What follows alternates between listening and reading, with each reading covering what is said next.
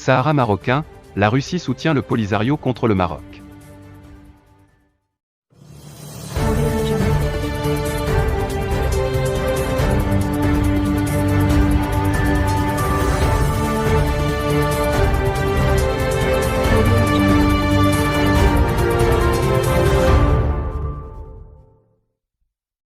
L'ambassadeur de Russie en Algérie, Igor Beliaev, a déploré le changement brusque de position de l'Espagne sur le Sahara marocain, rappelant qu'elle a une responsabilité historique envers le peuple sahraoui, celle d'achever le processus de décolonisation.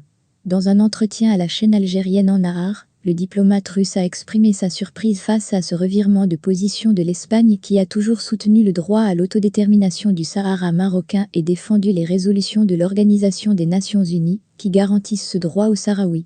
L'Espagne a une responsabilité historique envers le peuple sahraoui, qui est d'achever le processus de décolonisation, a insisté Igor Beliaev, réitérant le soutien de son pays aux résolutions de l'Organisation des Nations Unies et à un règlement pacifique du conflit entre le Royaume du Maroc et le Front séparatiste armé Polisario.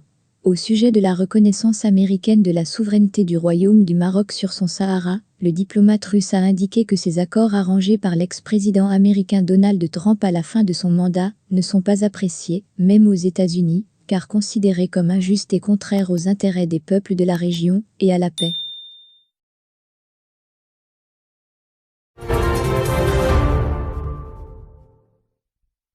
Une nouvelle page s'ouvre dans les relations entre le Maroc et l'Espagne.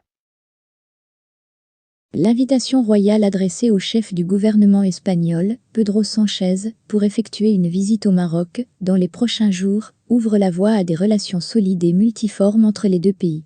Cet article est une revue de presse tirée du quotidien Al-Akhbar. Le Maroc et l'Espagne se dirigent, ont consolidé leurs relations après une grave crise diplomatique qui a duré plusieurs mois.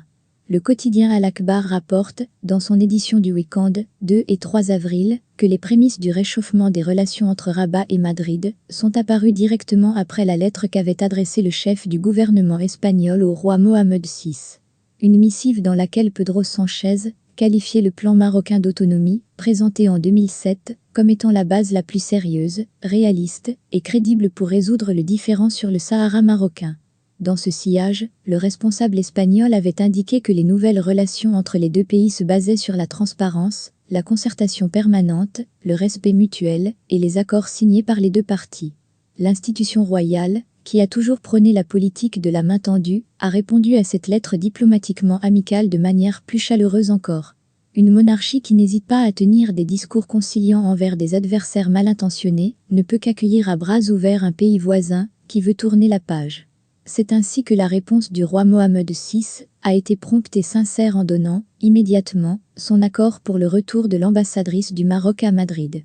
Le souverain a, par la suite, adressé une invitation, de haut niveau, au chef du gouvernement pour effectuer une visite dans le royaume dans les prochains jours.